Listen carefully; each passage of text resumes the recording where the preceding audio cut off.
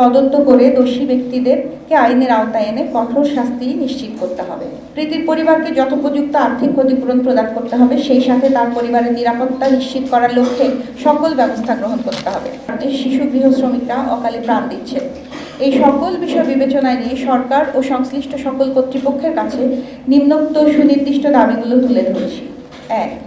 প্রীতি উরাংয়ের অস্বাভাবিক মৃত্যু বা হত্যার সুষ্ঠু, স্বাধীন, নিরপেক্ষ, পক্ষপাতহীন, প্রভাবমুক্ত, স্বচ্ছ তদন্ত করে দোষী ব্যক্তিদেরকে আইনের আওতায় এনে কঠোর শাস্তি নিশ্চিত করতে হবে। 2. প্রীতি উরাংয়ের মৃত্যুকে অবহেলাজনিত মৃত্যু বিবেচনা করা হলে তাকে ইচ্ছাকৃতভাবে হালকা করা হবে।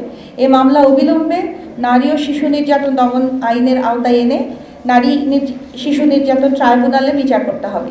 এর জন্য যথাযথ কর্তৃপক্ষের কিংবা প্রয়োজনে উচ্চ বিচার বিভাগীয় নির্দেশনা দেওয়ার জন্য আমরা দাবি করছি। 3. প্রীতির পরিবারকে যথোপযুক্ত আর্থিক ক্ষতিপূরণ প্রদান করতে হবে, সেই সাথে তার পরিবারের নিরাপত্তা নিশ্চিত করার লক্ষ্যে সকল ব্যবস্থা গ্রহণ করতে হবে। 4. আশফাকুল হকের বাসায় থেকে নির্যাতিত যে শিশুটি বেঁচে আছে তার যথোপযুক্ত চিকিৎসা ও শিক্ষার ব্যবস্থা নিশ্চিত করা সহ উপযুক্ত ক্ষতিপূরণ দিতে হবে। 5. বেঁচে থাকা শিশুটির শরীরের বিশেষ ক্ষতটি পরীক্ষা করে প্রকৃত ঘটনার তদন্ত করতে হবে এবং প্রয়োজনে আইনি প্রক্রিয়ায় দোষীদের চিহ্নিত করে যথাযথ শাস্তি দিতে হবে। 6. সৈয়দ আশফাকুল হকের বাসায় 3 জন শিশু গৃহ সহকারী ছিল। তারা 7, 8 এবং 11 বছর বয়সে কাজে যোগ দেয়।